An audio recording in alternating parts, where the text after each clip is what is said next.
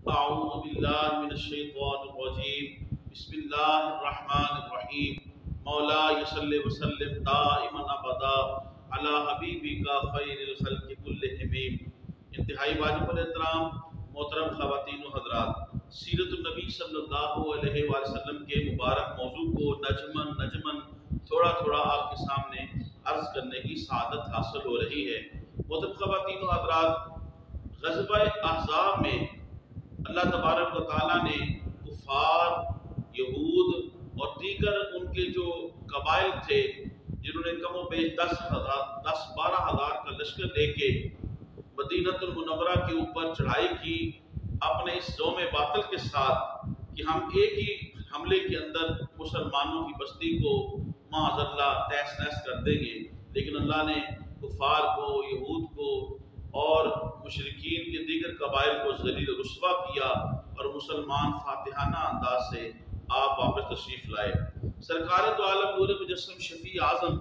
صلی اللہ علیہ وآلہ وسلم جب غزوہ احزاب، غزوہ خندق سے واپس تشریف لائے، ابھی آپ تشریف لائے تھے اور اپنا سر مبارک دھونے کی تیاری کر رہے تھے کہ سید الملائکہ حضرت جبرائیل علیہ السلام آپ حضر خدمت ہوتے ہیں اور عرض کرتے ہیں، یا رسول اللہ صلی اللہ علیہ وآلہ وسلم آپ نے ہتھیار اتار دیے؟ ہم نے تو ابھی تک ہتھیار نہیں اتارے، بلکہ ہم نے کفار کا جو ہے وہ بہت پیچھا کیا اور انہیں روحہ کے مقام تک جو ہے بھگا کے آئے ہیں، یعنی مقام روحہ تک ان کا ہم نے پیچھا کیا ہے۔ اور پھر اللہ نے ہمیں حکم دیا ہے کہ آپ اس وقت تک جو ہے ہتھیار مت اتاریں جب تک کہ قبیلہ بنو قریظہ جو ہے اس کا خاتمہ نہ کر دیا جائے۔ محترم خواتین و حضرات، آپ میرے پچھلے پروگرام میں دیکھ سکتے ہیں یوٹیوب کے اوپر میرے چینل پہ، اور تاریخ کی کتابوں کے اندر، سیرت کی کتابوں کے اندر آپ پڑھ سکتے ہیں۔ واجب الاحترام قبیلہ بنو قریظہ یہود کا وہ قبیلہ تھا جس کے ساتھ تاجدار کائنات صلی اللہ علیہ وآلہ وسلم نے دوستی کا معاہدہ کیا ہوا تھا اور بڑے امن کے ساتھ رہ رہے تھے، لیکن جب 10-12 ہزار کا لشکر جو ہے وہ مسلمانوں کے اوپر چڑھائی کرنے کے لیے آیا کہ مسلمانوں کو نیست و نابود کر دیں گے، اس وقت جو ہے قبیلہ بنو قریظہ، اس کا سردار جو تھا کعب بن اسد، یہ حی بن اخطب جو ہے اس کے باتوں میں آ گیا اور اس کی باتوں میں آ کے اس نے تاجدار کائنات صلی اللہ علیہ وآلہ وسلم کے ساتھ جو معاہدہ کیا ہوا تھا، این اس وقت دشمن سر کے اوپر کھڑا ہے، 10-12 ہزار کا لشکر ہے جو آنن فانن جو ہے اپنے حسد، بغض، تعصب کی بنا پہ مسلمانوں کو اور بانی اسلام کو معاذ اللہ ختم کرنے کے درپے تھے، اور انہوں نے اپنی حد الامکان کوشش کی ہے، کم و بیش 1 ماہ تک جو ہے مدینہ المنورہ کی حدود کے اندر رہے، لیکن یہ تو اللہ نے اسباب پیدا کیے اور اللہ نے مسلمانوں کی، بانی اسلام کی مدد و نصرت فرمائی اور کفار ذلیل رسوا ہو کے بسپا ہو کے واپس پلٹ گئے۔ تو قبیلہ بنو قریظہ نے بہت زیادہ ہتھیاروں کے ساتھ جو ہے مسلمانوں کے اوپر حملہ کرنے کی جو ہے وہ تیاری شروع کر دی۔ آقا کریم علیہ السلام نے اس کی تصدیق کے لیے صحابہ کرام رضوان اللہ اجمعین کو بھیجا تو پتہ چلا کہ واقعی وہ تیاری کر رہے ہیں۔ صحابہ کرام رضوان اللہ اجمعین میں سے ایک صحابی نے انہیں کہا کہ آپ کو حضور صلی اللہ علیہ وسلم سے، اللہ کے رسول سے کیا ہوا تھا یاد نہیں؟ تو انہوں نے کون اللہ کے رسول، کون سا وعدہ، اور اس قسم کی انہوں نے باتیں کی، اور ہر چیز کو بالائے طاق رکھتے ہوئے وہ اپنے تیروں کو، اپنی کمانوں کو، اپنے نیزوں کو، اپنی تلواروں کو اور اسلحہ کو، ساری چیزوں کو وہ درست کر رہے تھے اور بھرپور طریقے سے وہ تیاری کر رہے تھے۔ محترم خواتین و حضرات، اب آپ خود اندازہ کریں کہ 10-12 ہزار کا لشکر باہر کھڑا ہے جس سے بچاؤ کے لیے مسلمان خندق کھود رہے ہیں، اور اب اندر سے قبیلہ بنو قریظہ جس سے دوستی کا معاہدہ ہے، حضور علیہ السلام نے اور مسلمانوں نے تو کچھ نہیں کھا، بڑے امن کے ساتھ وہ اپنی عبادات کر رہے ہیں، امن کے ساتھ رہ رہے ہیں۔ اب این اس وقت وہ پیچھے سے حملہ کرے اور اوپر سے وہ 10-12 ہزار کا لشکر بھی حملہ کر دے، تو مجھے آپ بتائیں کہ یہ مسلمانوں اور بانی اسلام کے ساتھ کتنی بڑی زیادتی ہے۔ واجب الاحترام اس کے علاوہ بھی یہود جو ہے بے شمار ایسے مواقع ہیں کہ انہوں نے کوئی ایسا موقع نہیں جانے دیا کہ جب انہوں نے اسلام اور بانی اسلام کے خلاف اپنی دشمنی کا، تعصب کا، بغض کا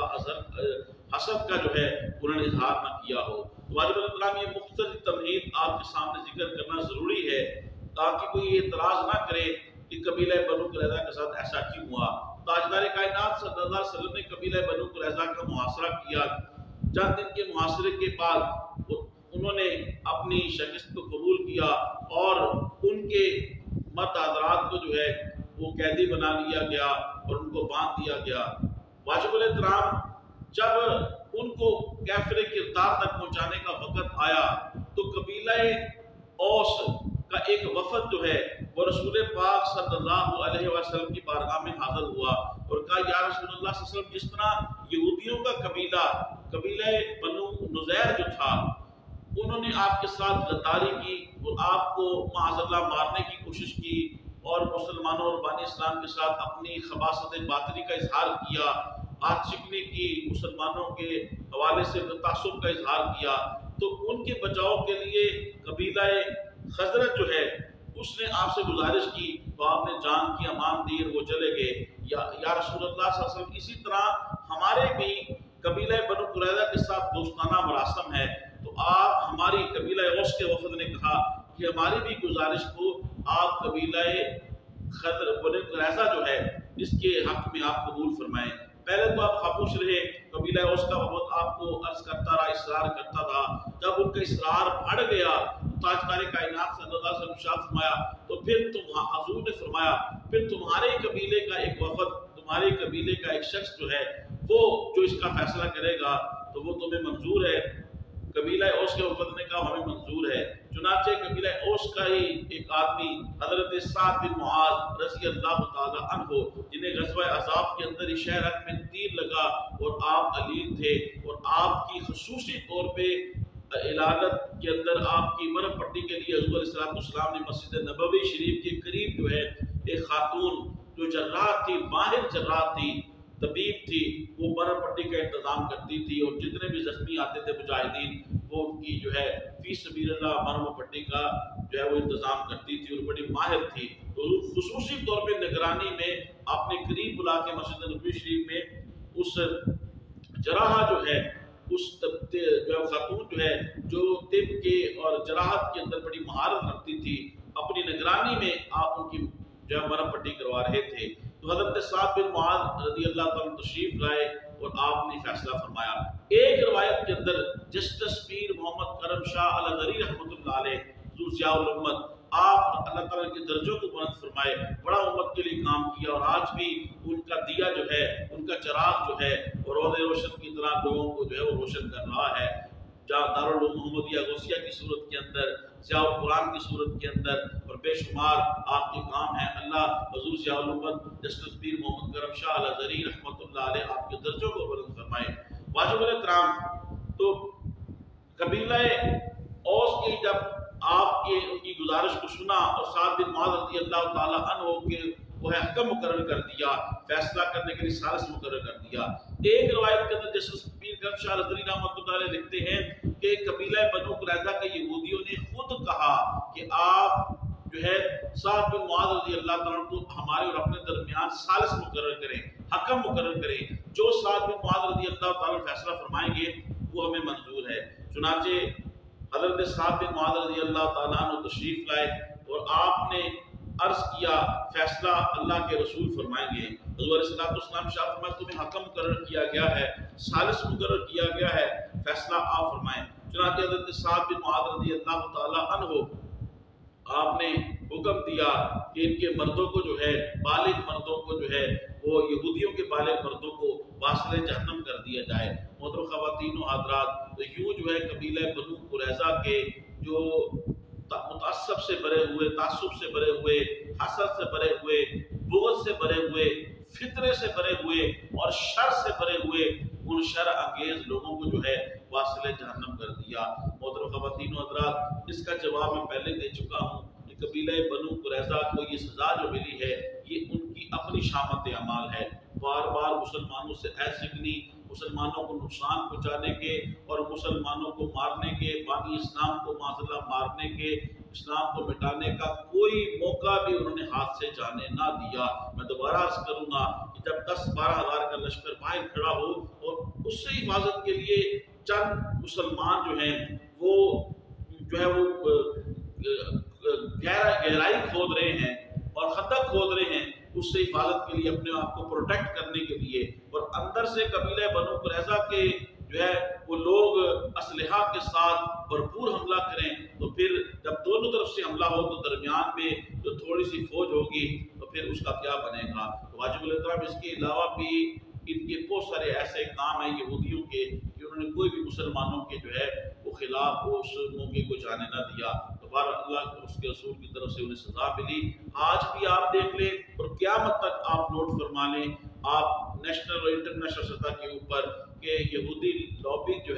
وہ مسلمانوں کے خلاف اور اسلام کے خلاف کس طرح اپنے بغض کا، حسد کا، تعصب کا وہ کردار ادا کر رہی ہے۔ انشاءاللہ العزیز اس وقت بھی اسلام کے اوائل دور میں اور آج بھی انشاءاللہ العزیز اور قیامت تک یہ یہودیوں بدبختوں سے اللہ مسلمانوں کو بچائے گا۔ مسلمانوں کو انشاءاللہ ہر جگہ کے اوپر، چاہے وہ فلسطین ہو، غزہ ہو، اور جہاں بھی وہ پورے عالم اسلام اور پورے انسانیت کو جو مسلمان ہیں، اللہ تعالیٰ کی شرنگیزیوں سے محفوظ رکھے گا، اور ہمیشہ اللہ تعالیٰ یہودیوں کو اور اس قسم کے جو دوسرے ان کے حریف ہیں کفار مشرکین، اللہ تعالیٰ کو ذلیل رسوا کرے گا۔ اسلام کا پرچم بلند تھا، بلند ہے اور انشاءاللہ بلند ہی رہے گا۔ محترم خواتین و حضرات، تبلیغ دین کی نیت سے میرے اس ویڈیو کو زیادہ سے زیادہ آپ شیئر کریں، میرے یوٹیوب اسلامی چینل کو سبسکرائب فرمائیں، یوٹیوب پہ کمنٹس کریں، لائک کریں۔ اللہ پاک آپ کو جزائے خیر دے۔ کسی موضوع پہ گفتگو سننا چاہتے ہیں حکم فرمائیں، میں کوشش کروں گا۔ السلام علیکم ورحمۃ اللہ وبرکاتہ۔